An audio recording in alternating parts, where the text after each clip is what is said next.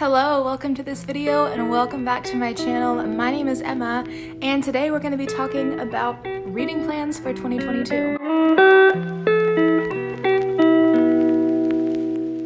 So hi, Happy New Year. It's not really like Happy New Year season anymore, but I haven't seen you this new year. So hi, how are you? I hope that you had a great holiday season, a great new year, and I am excited to be back with some reading plans for this year. So today in this video, we are going to chat about a couple things, a couple different categories of reads. So first up, we're going to have my kind of reading aspirations in 2022. What are the things that I know I want to read, which are actually like a lot of rereads and like a couple genres that I want to get into more. And then some books that I know that I'm going to be reading in January. We're halfway through January, so I didn't want to make a full TBR, but this is going to be kind of like a mini TBR embedded in this video. And then I'm going to talk about some of the new releases coming out this year that I am psyched out of my mind about, the date that they're coming out, and what about it that is exciting to me. So let's get right on into my general 2022 reading aspirations. So first up is a plan for a reread that I have had since about midway last year. These are some books that I have not read. Man, I think I read some of them in middle school and then some others in high school. And so I'm wanting to get back in and reread them all. And conveniently, there are 12 books. So I'm wanting to read one every month. And that, you may be thinking, if you know me, that sounds like Cassandra, Clare, Shadowhunter books. It's not, okay? It's the Percy Jackson books. I was first introduced to Percy Jackson in the 6th grade. So the summer before 6th grade, the incoming 6th graders had a reading list for English class, you know, as you do. And one of the books was Percy Jackson, the Lightning Thief. And that was the first time that I was introduced to Percy Jackson. Believe it or not, I had already been introduced to Rick Riordan's mythology because I had read some of the Egyptian mythology books. I don't remember what they're called. I'll put them on the screen over Percy Jackson, but I had read some of those when I was actually in elementary school. And so I saw his name, I saw the mythology component, and I was like, heck yes. Little 11-year-old me was psyched out of her mind, and I loved it. And so throughout the years, as the next series came out, I continued on with my love of Rick Riordan's mythology. So I will be reading Percy Jackson and the Olympians series and the Heroes of Olympus series. Now, if you have any familiarity with these two series, you may know that there are only 5 books in each. And so in order to read one Percy Jackson book every month for the entire year, my plan is to also read Percy Jackson's myths, Percy Jackson's Greek myths, and Percy Jackson's Greek heroes, which I also have given to me by my parents. I don't know, like a long time ago. They gave me the huge picture book copies, which I don't want to pick up right now. So I'll show here. Yes, very nice. They gave me those and I have never read them. Sorry, Mom. So my plan is to start off January with Percy Jackson and the Lightning Thief, move through Percy Jackson and the Olympians, then either read Greek heroes or Greek myths. I think it's Greek gods. Oh yeah, it's Percy Jackson's Greek gods and Percy Jackson's Greek myths. Read either one of those that I'm feeling in June, then read all of the Heroes of Olympus series, and then in December read the other Percy Jackson's Greek gods or Greek heroes, depending on which I had read before. So I am really excited about this because these books have been a huge love of mine for as long as they've been in my life. And even though I've read The Lightning Thief probably like 4 or 5 times, I am really excited to jump back into the rest of the series. You just can't beat it. You just can't. Next up is another favorite series of mine that I plan on rereading, and it is The Raven Cycle. Love and adore this so much. And you know, I'd probably tell you what The Raven Cycle was about, but the plot is so all over the place. So I'll just tell you, it is about magical ley lines about waking up old dead kings that are buried in the ground. It's about seeing people's deaths. It's about curses on teenagers who don't know what to do with them. It's about all kinds of crazy things, as well as like mental health issues, abuse, all those kinds of delightful topics. If you haven't read this by now, read it with me, because these are just some of my favorite books of all time.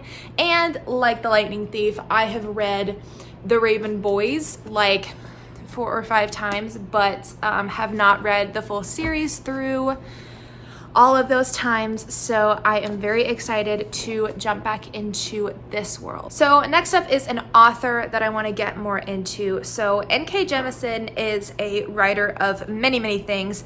She wrote some of my favorite books last year, which is the 5th season series, the Broken Earth trilogy. And those are some of my favorite books last year. And she has so many books out. And so I want to jump more into her writing, because she possibly could be my favorite fantasy author, like period, but I want to kind of read her other books before I make a declaration on that. So there's like the Inheritance trilogy, The City We Became, all those kinds of things. So I'm hoping to jump more into those this year. Not to mention another favorite, which I meant to reread last fall, but I never got around to it. I read it for the first time fall of 2020. I wanted to read it last fall, didn't get to it, so I'm hoping to read it again this year in 2022, which is The Once and Future Witches, which has actually, like, this book just, it created a fire in my soul for this book that burns brighter every day. And I miss it.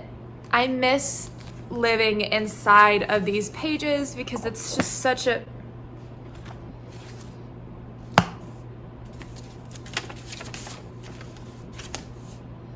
oh, hey Dad. I found a card from you inside this book. Anyway, this book has sparked a significant amount of like other fascinations in me, such as, you know, like the Triple Goddess, Maiden, Mother, and Crone, some more like traditional folky magic, doing some research on that. So if you don't know, The Once and Future Witches by Alix E. Harrow is essentially a combination of the suffragette movement with bringing witchcraft back to the world. So there are 3 sisters who are wanting to use the power of the suffragette movement to aid in their pursuit to bring back the witchcraft of their grandmothers and great-grandmothers, but also witchcraft ends up bolstering the suffragette movement in America, and it's just, like I said, it's great stuff. So last December, I bit the bullet and finally joined Book of the Month. So these are the 2 books that I have received so far. First up, I have A History of Wild Places, which I read, and I didn't like adore it, love it so much like a lot of people did, but I thought it was really good. The ending made me very angry. I thought it was very unrealistic, but the more time that passes from closing the book, the more I think that it's a very artful piece of work. So A History of Wild Places by Shay Earnshaw.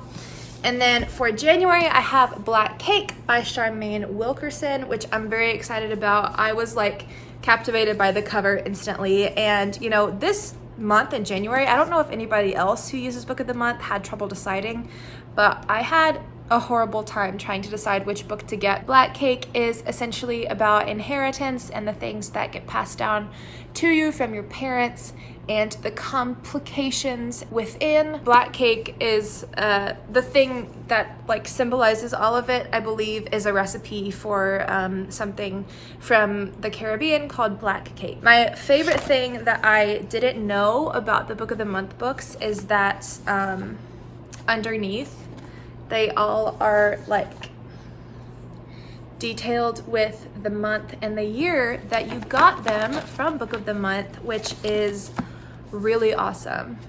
So I am just adoring being in book of the month. So my book of the month books will be some more books that I am reading this year. In terms of the genres that I'm wanting to get into, so in November or December, I listened on audio to Norse Mythology by Neil Gaiman, and I just, in the realm of Raven Cycle and Percy Jackson, I just fell in love with reading like an anthology of mythological stories from a specific place in a specific pantheon or belief system. So I'm planning on getting some books that are just like Celtic myth and Chinese myth and Japanese myth and African myth, and reading those, just wanting to get into some more of the specific, because I have a general understanding of those cultures around the world, but myths are really the foundation. I believe that myths are really the foundation of every culture, and so I want to kind of get into those weeds and like see where all of these things spring from. And I am also wanting to get into some more nonfiction. So I have so far been reading mainly like social justice centered nonfiction, and I love it so much, but it can be really heavy. And so I'm wanting to kind of lay out some more of my interests, read some more books about forensic psychology, about true crime, as well as get into some other social justice issues that I haven't really read that much about. I really want to learn some more because now I'm out of college. And not to say that my job is boring, but I am not nearly as like intellectually stimulated as I once was when I was in school. So I don't want to lose like the, I guess, vim and vigor of my brain. That sounds weird, but I don't want to lose it. So I am planning on getting into some more nonfiction that interests me. So in terms of reads in January, as an unofficial TBR for the rest of the month, as I try not to light my hair on fire.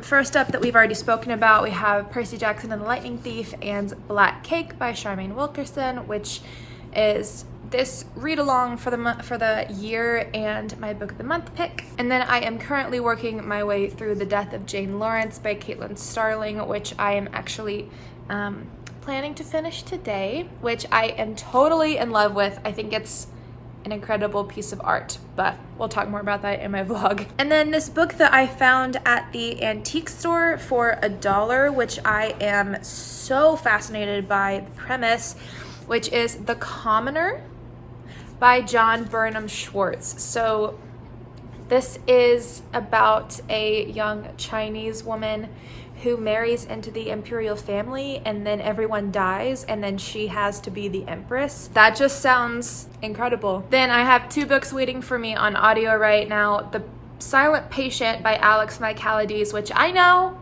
I hated The Maiden more than anything, but I have promised to certain individuals that I will read it and let them know what I thought. So I have it on audio so I can like let it play in the background and stuff, but I will be listening to that, as well as While Justice Sleeps by Stacey Abrams, which I have already started, and I really love it. I think it's great. Okay, next up are new releases this year that I already know about, that I'm excited about. I'm gonna pre-order, all that fun stuff. So the first one has already been released and is actually on its way to my apartment at this moment. It is Daughter of the Moon Goddess by Sue Lynn Tan, which is about a young woman who was, her mother was exiled. It kind of reminded me of Kubo and the Two Strings, but her mother has been exiled and she doesn't realize this until her mother gets taken by the emperor,